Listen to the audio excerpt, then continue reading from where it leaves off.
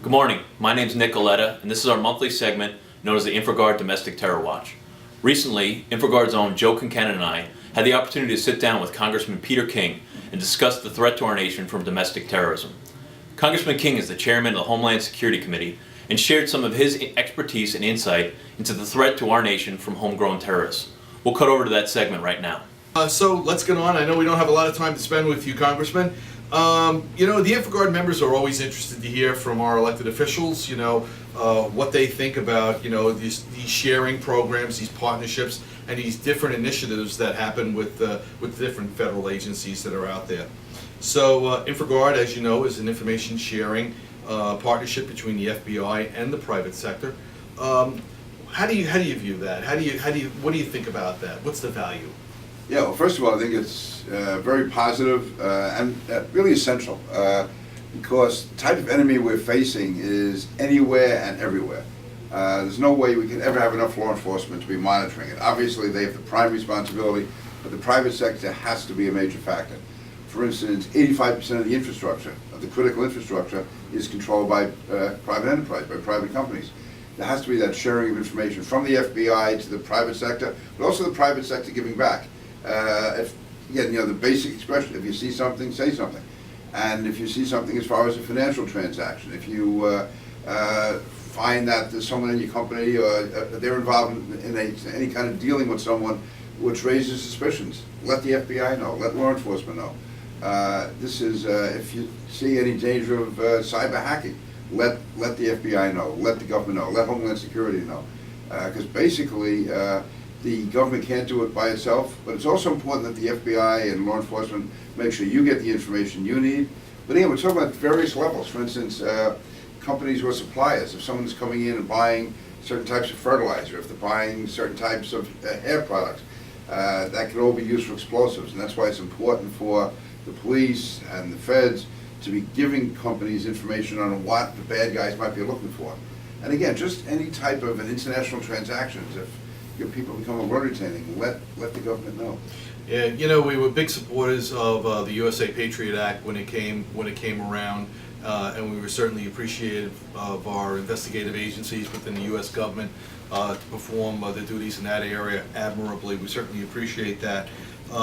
This segment of IGTV is really one that Nick has been doing for a while with us now, and it's really focused on the domestic terrorism area. All right, Nick, why don't you take the Congressman through the second question we have set up here? Right. So once again, just thank you for speaking with us. We really appreciate someone with your insight and knowledge sitting down with us and talking about domestic terrorism. As Joe mentioned, we do a monthly segment on domestic terrorism, so this really provides a lot of insight for our viewers. What I think would be really informative for a lot of the companies that watch the program is for you to talk about maybe a little bit on what issues are most daunting in the realm of domestic terrorism for private companies, what they can do to protect themselves. Well, first of all, let me emphasize that domestic terrorism has actually become more important or more of a threat than terrorism coming from overseas. Now, domestic terrorism we're talking about is inspired from overseas, but it's, I believe, going to be much more locally generated. What I mean by that is the defenses that were set up after September 11th, including people like yourself in the military who are overseas, right, weakening that overseas operation, but also the cooperation between the FBI and the CIA and DIA and all of the federal intelligence agencies, sharing that with local police departments, what we see in New York and Nassau and Suffolk. I mean, this is extraordinary.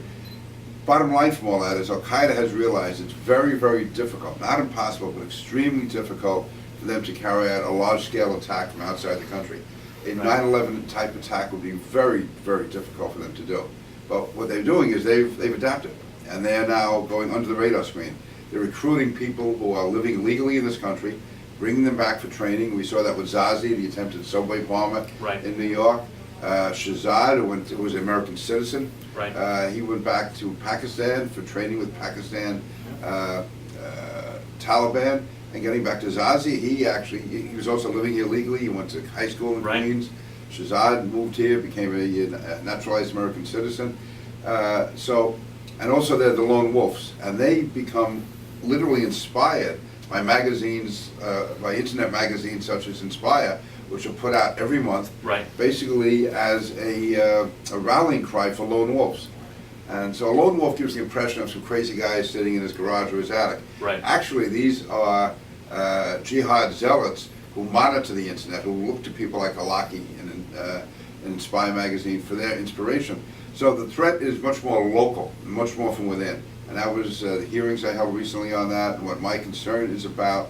So again, companies may fall into the false sense of security that so long as they hear nothing is coming in from Afghanistan or from Yemen or from Kuwait or someplace, that they have nothing to worry about. Right. No, I expect the next attack is going to come from within our own country. So more important than ever, they see something, say something, anything unusual, any of their employees, and I think it's important to get that out to the employees to let them know.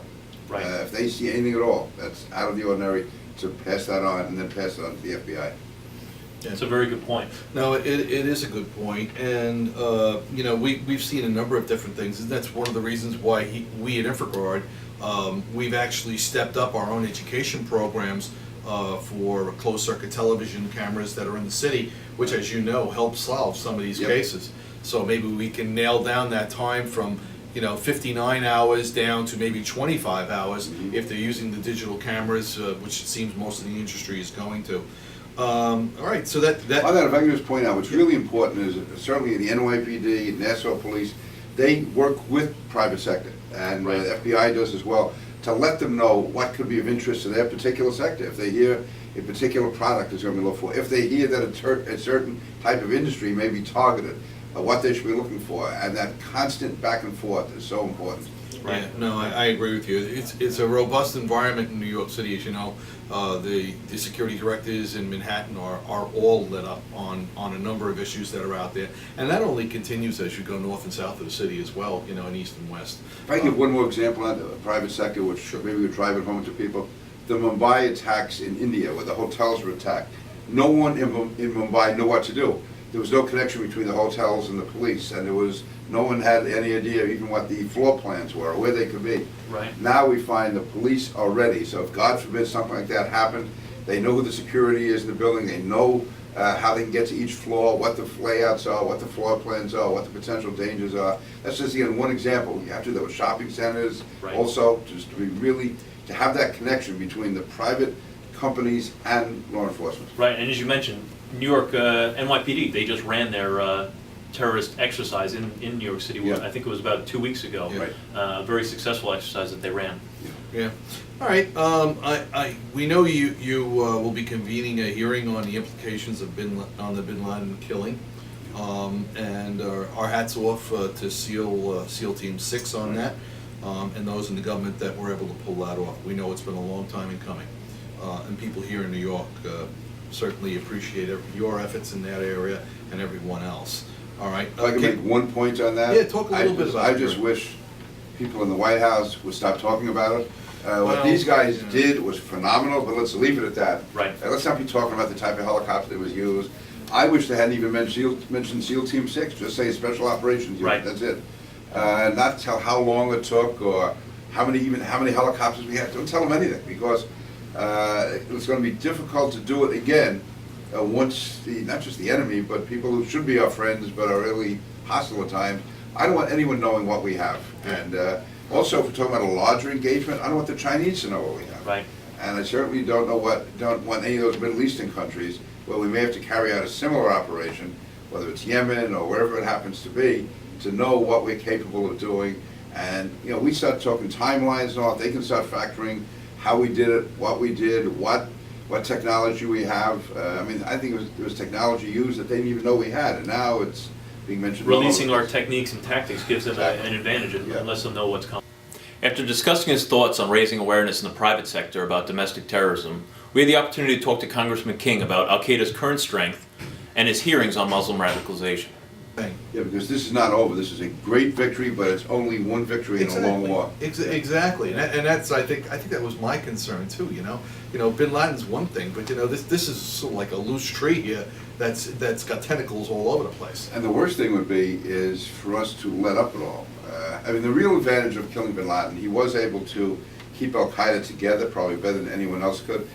And so now with him gone, I think it's going to take several months for Al-Qaeda to really reconfigure itself, to get someone in there who will have anywhere near the same power that bin Laden had.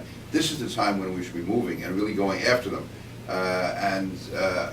Unfortunately, some people say, well, no, we got bin Laden, now we can step back. No, we got bin Laden, all the more reason to drive it home, because in 3 months it's going to be like bin Laden was still there. We have like a 2 or 3 month window to really go after them. Yeah, I know there's a lot of play in the media, and again, we certainly don't want to get into this, but, a lot of play in the media about, some of the intelligence that was scoffed up as a result of all this. And quite frankly, I'm with you on this. I don't think they should be talking about that. Mm-hmm. Keep that out of the newspapers, all right? And just let our units, our military, let the CIA and everybody, let them work on it, let them roll it up, and let them do their jobs. And that's really where we are there. What do you think about the hearings? You did these hearings on Muslim radicalization, Yeah. and what do you think the lessons were that you Yeah, got starting from with that, those? I have hearings every week, but that's the one that obviously got the most attention back in Right. March. Right. And there's going to be more of them on that issue. I believe, saying before, that because Al-Qaeda cannot attack from the outside, they have to recruit from within. Their group they're targeting is Muslim Americans. It makes sense.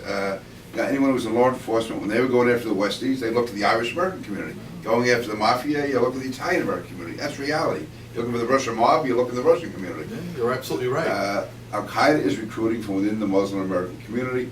Not only Device said it, the White House has said it. They don't get quite the criticism that I did. But I'm carrying it to the next logical step. The White House says Al-Qaeda is recruiting within the Muslim American community, and this is a real threat to our country. Well, I'm saying if it's a real threat, then we have to investigate it. Sure. And the problem is, and I say this again and again, no matter how much I'm criticized on it, we are not getting the level of cooperation from the leadership in the Muslim community that we should.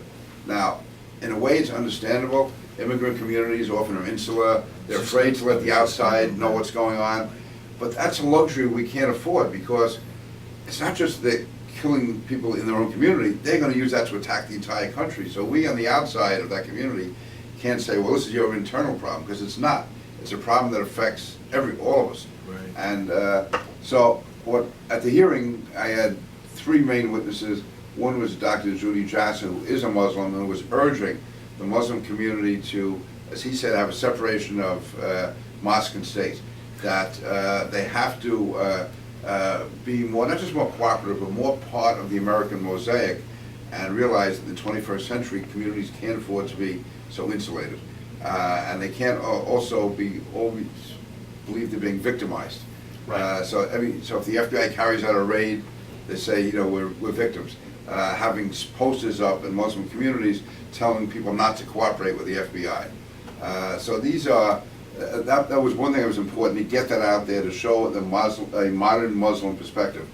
Also, though, we had a Muslim American, Somali American from Minnesota, whose son was actually his nephew. He was raising him as his son. He was taken back to Somalia. He was killed. He was over there being trained by Al-Shabaab. There's more than 3 dozen that we know of, young men from the Minneapolis, St. Paul area, who have gone back to Somalia, are being trained. Now, for a while, that was being minimized, because they said, well, they're just being trained to fight in Somalia or Ethiopia. Even that would be wrong. But now, there's real evidence that they are hooking up with Yemen and Al-Qaeda in the Arabian Peninsula, with the thought of coming back in here. Right. And yet, in the Muslim community, the imams in Minneapolis told the people not to cooperate with the police, don't go to the FBI, don't tell them that these young men are missing, and actually telling them there would be eternal damnation if they did, that the FBI would be coming after everybody. So that's out there, that's the mindset. And there was a Congressman, Keith Ellison, who testified at my hearing, broke down crying, talking about a Muslim American who was killed on September 11th. Now, apart from the fact that that young man was given a hero's funeral in New York, and he was mentioned in the Patriot Act in a very positive way, that was ignored.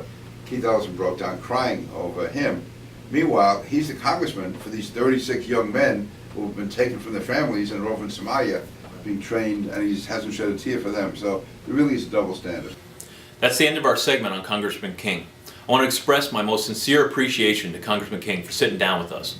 Congressman King is one of our most respected and knowledgeable public officials, and we're extremely thankful that he shared some of that knowledge with us and the Infragard community. The entire interview can be seen on both the New York Metro Infragard website and Summit Security's YouTube page. That's all we have for today. We look forward to the next Domestic Terror Watch segment. Thank you.